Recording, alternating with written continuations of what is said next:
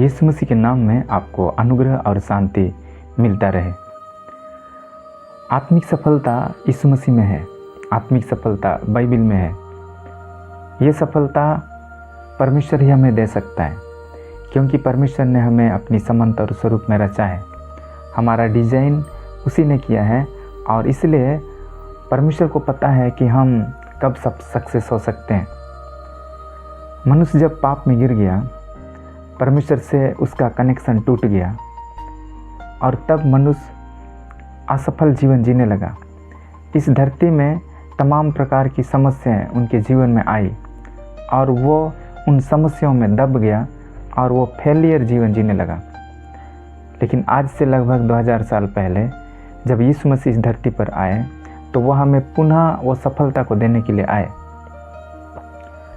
और आज हम यीशु मसीह के द्वारा सफल हो सकते हैं। जो आशीषों को आदम की वाटिका में पाप के कारण खो दिया, उन्हीं आशीषों को फिर से हमें देने के लिए यीशु मसीह आया। यीशु मसीह में सच्ची सफलता है। ये सफलता पूर्ण सफलता है। ये सफलता जीवन के हर पहलू में सफलता को लेकर के आता है। ये हमारे आत्मिक जीवन में, शारीरिक जीवन में सफलता को लाता है। शरीर प्राण आत्मा में सफलता, सबसे पहले यह हमारे आत्मिक जीवन में सफलता को लाता है और उसके बाद यह हमारे शारीरिक आवश्यकताओं को पूरा करता है, हमें सफल करता है। और ये कैसे संभव है? ये वचन के द्वारा संभव है। सब कुछ परमेश्वर की ओर, सब कुछ के लिए हम परमेश्वर की ओर ताक नहीं सकते हैं। परमेश्वर ने हमारे हाथ में बाइबल के रूप में सफलता को दिया है।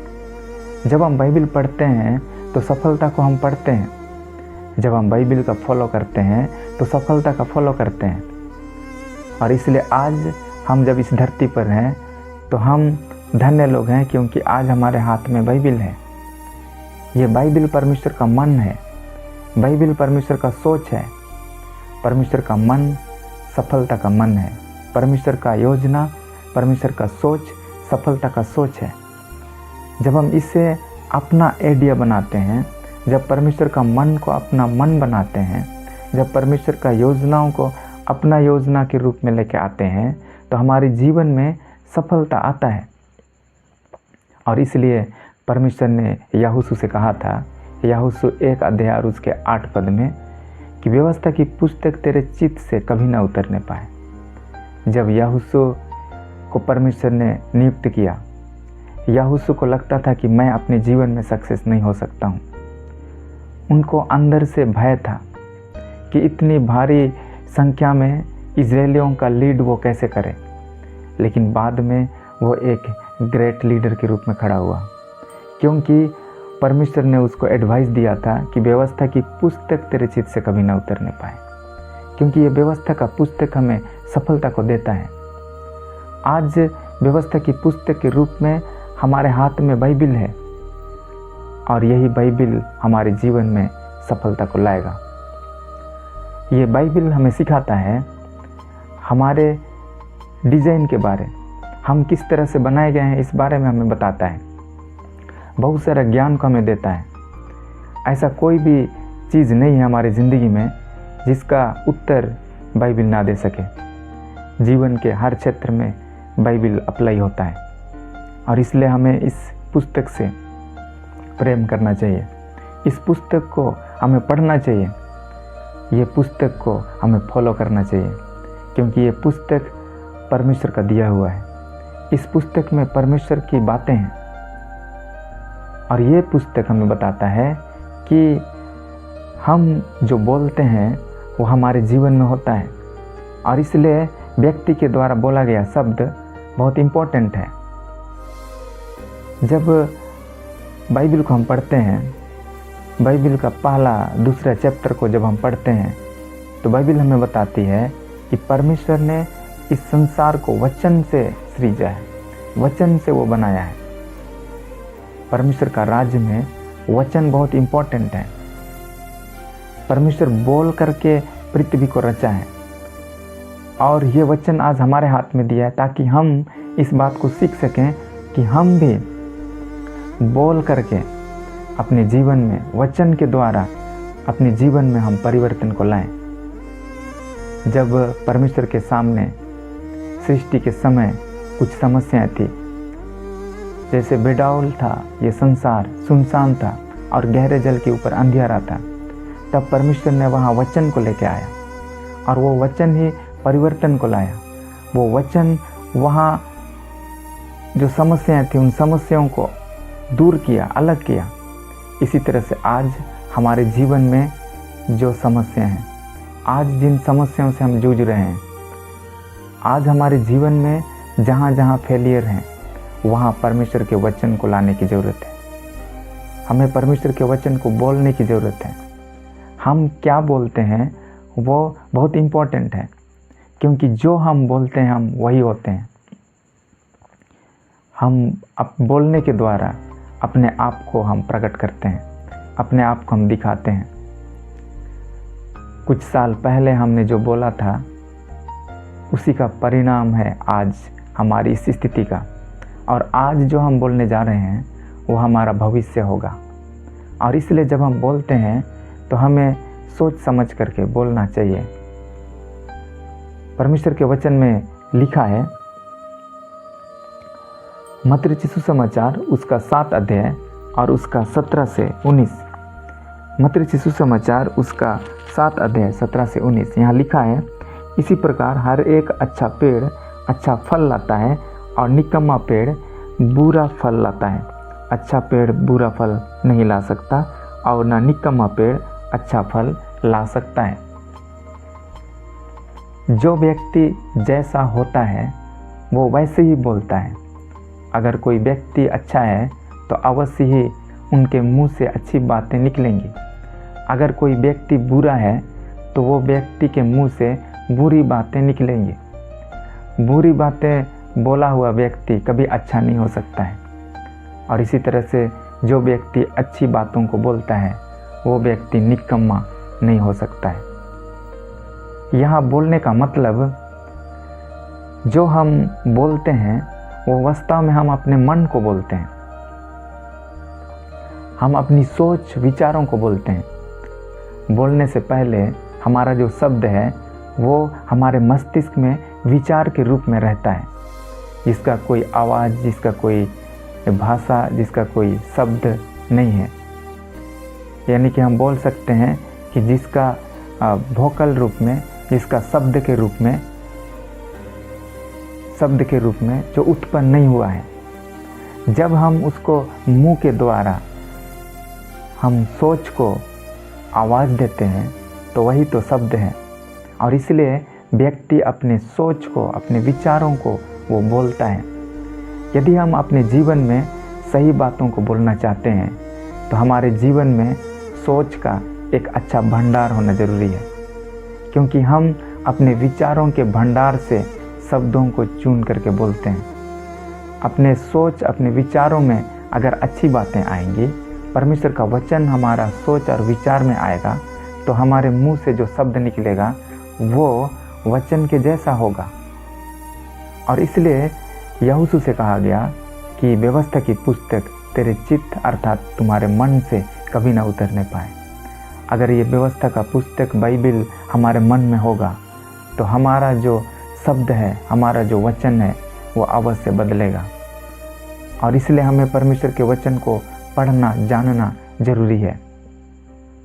परमेश्वर के वचन में लिखा है कि पहला पत्रस उसका 4 अध्याय और 11 पद में, यदि कोई बोले तो ऐसे बोले मानो परमेश्वर का वचन है। परमेश्वर का वचन हमें बताता है कि जब हम बोलते हैं तो हमें ऐसा बोलना है कि वो परमेश्वर का वचन है। परमेश्वर का जो वचन है वो कैसा है? परमेश्वर का वचन सत्य से भरा हुआ है। परमेश्वर का वचन पवित्रता से भरा हुआ है। परमेश्वर का वचन आशा से भरा हुआ है। परमेश्वर का वचन जीवन से भरा हुआ है। जब हम बोलते हैं तो क्या हम सत्य को बोलते हैं? कई बार हो सकता है हमारा बोला हुआ शब्द को बहुत सारे लोग पसंद ना करें, क्योंकि बहुत सारे लोग सत्य को पसंद नहीं करते हैं। क्योंकि लोगों को सत्य कड़वाहट होता है। वैसे लोगों को जो सत्य पर नहीं है, जो व्यक्ति सत्य में है उस व्यक्ति को सत्य पसंद आता है। जो व्यक्ति सत्य में है वो व्यक्ति सत्य के शब्दों को सुनकर एंजॉय करता है। लेकिन जो व्यक्ति झूठ में जी रहा है, जो व्यक्ति पाप और बुराई में जी रहा है, जो व्यक्ति इस संसार की रीति पर चल रहा है, वो सत्य के वचनों को बर्दाश्त नहीं करता है, वो व्यक्ति इसे पसंद नहीं करता है, उसको ये वचन कड़वाहट लगता है। जब हम बोलते हैं तो हमारा जो बोला हुआ शब्द में कितना परमेश्वर का वचन आता है। सुबह से लेकर के शाम तक हम कई सारी परिस्थितियों से होकर के जाते हैं, कई सारी निराशाएं हमारे जीवन में आती हैं। उस समय हम किन बातों को हम बोलते हैं?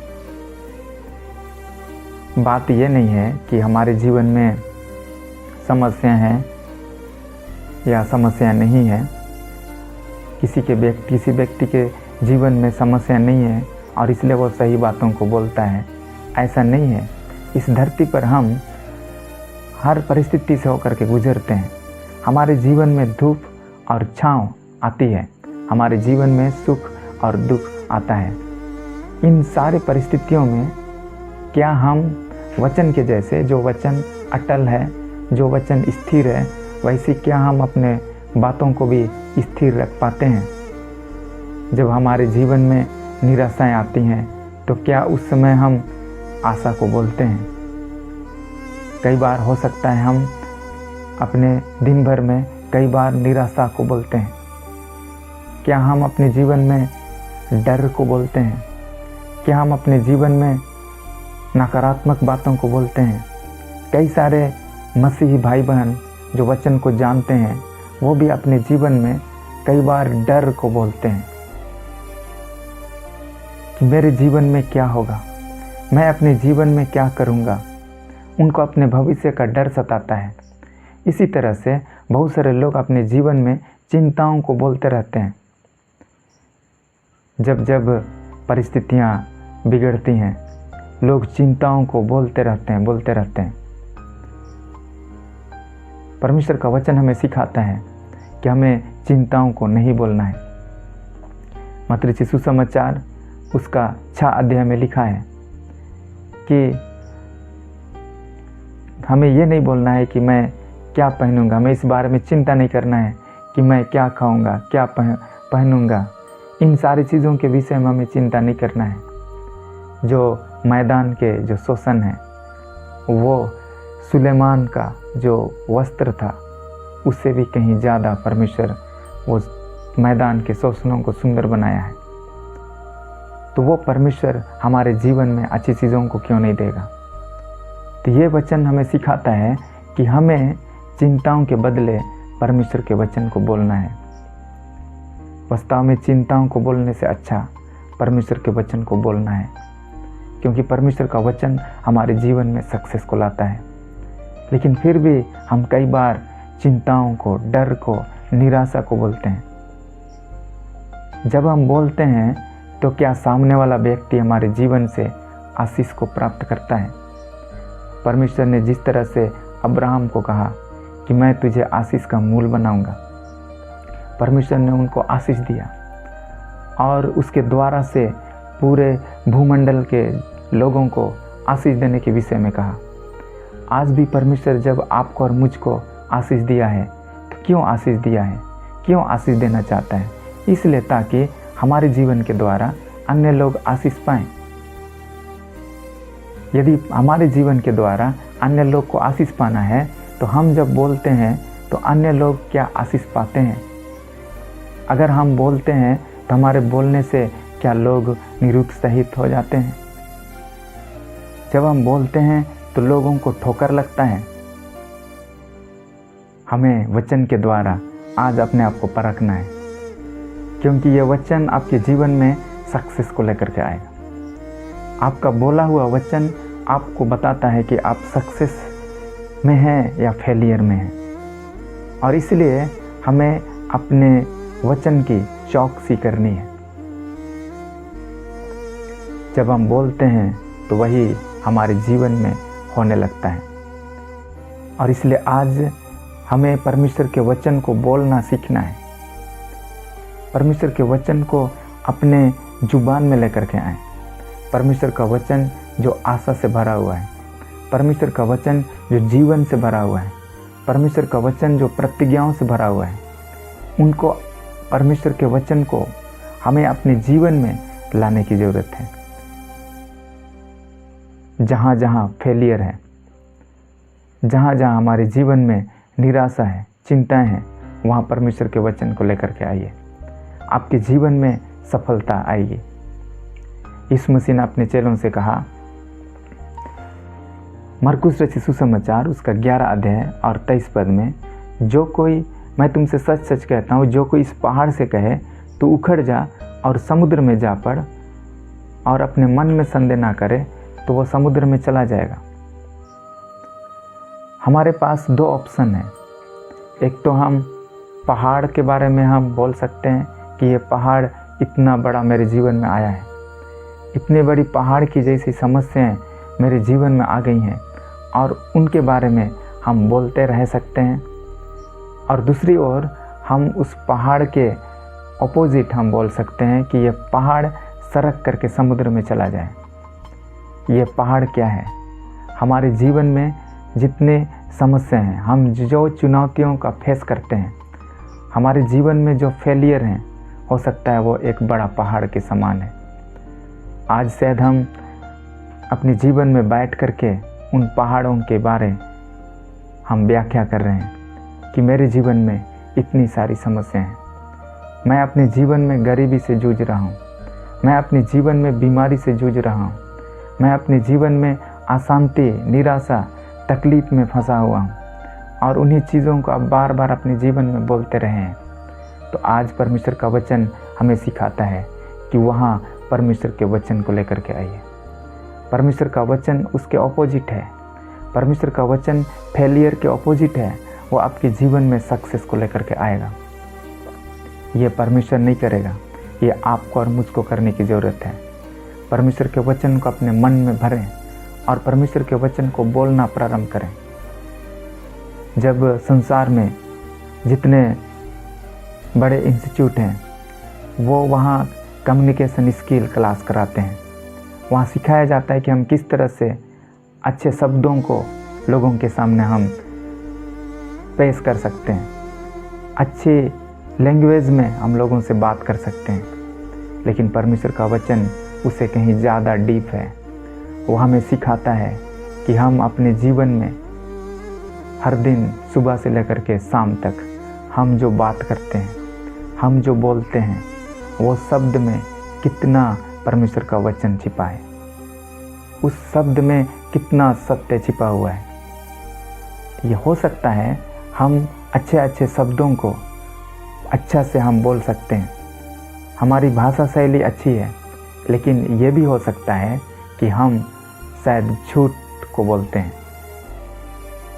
क्योंकि अक्सर लोग कहते हैं कि झूठ जो होता है वो बहुत मीठा होता है, क्योंकि लोग उसमें दिखावटी बनावटी को लेकर के आते हैं और उसके लिए उन्हें अच्छे शब्दों को जोड़ करके बोलना पड़ता है ताकि उनका झूठ छिप जाए। लेकिन परमेश्वर का वचन हमें सिखाता है कि हम कितना सत्य को बोलते हैं।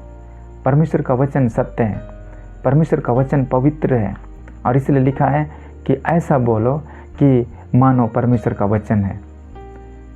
परमेश्वर का वचन को हमें बोलना है, और ये तब संभव है जब हम अपने बोलने से पहले हम अलर्ट होते हैं, चौकसी करते हैं कि मैं जो बोल रहा हूँ क्या वो सक्सेस का शब्द है, क्या वो वचन का शब्द है, क्या वो मेरे जीवन में उन्नति को लेकर के आएगा।